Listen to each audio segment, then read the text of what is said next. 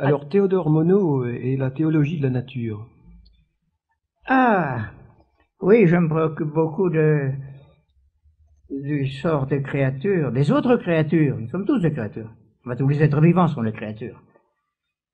Et je me préoccupe beaucoup du sort des créatures qui ne sont pas des créatures humaines, mais dont nous sommes biologiquement les descendants ou les frères, etc.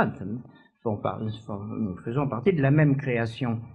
Et vous étiez venu d'ailleurs sur Fréquence Protestante il y a quelque temps pour parler de la Société de protection de la nature. La Société nationale de protection de la nature, oui, oui. Et on sait que le sort des animaux est misérable dans les pays prétendus civilisés, même de tradition chrétienne. C'est pas des choses affreuses dans toutes sortes de domaines. Et alors ceci doit ouvrir une réflexion devrait ouvrir une réflexion chez les théologiens.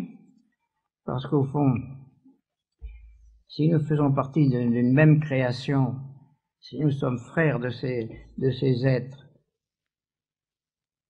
différents de nous, mais associés à nous par leur physiologie, par leur anatomie, etc., nous avons probablement des devoirs envers eux. Alors je sais que l'orthodoxie traditionnelle n'a jamais eu le courage de s'intéresser au problème de la souffrance des bêtes. Mon père s'y est intéressé, Schweitzer s'y est intéressé, mais l'orthodoxie officielle s'y intéresse pas du tout.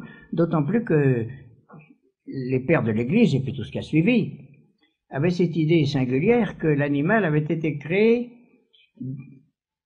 uniquement pour l'utilité ou pour le plaisir de l'homme. Ce qui prouvait d'ailleurs, d'abord, qu'ils ignoraient l'existence des dinosauriens ou des ammonites ou des trilobites, mais ça c'est pas leur faute, ils ne pouvaient pas savoir.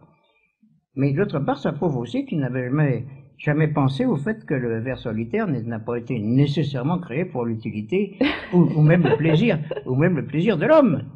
Non, c'est autre chose. Ce sont des êtres qui ont suivi d'autres voies à l'intérieur de cette gigantesque aventure de l'évolution biologique. Alors, il serait peut-être temps d'introduire cette notion de créature vivante à l'intérieur de la pensée chrétienne.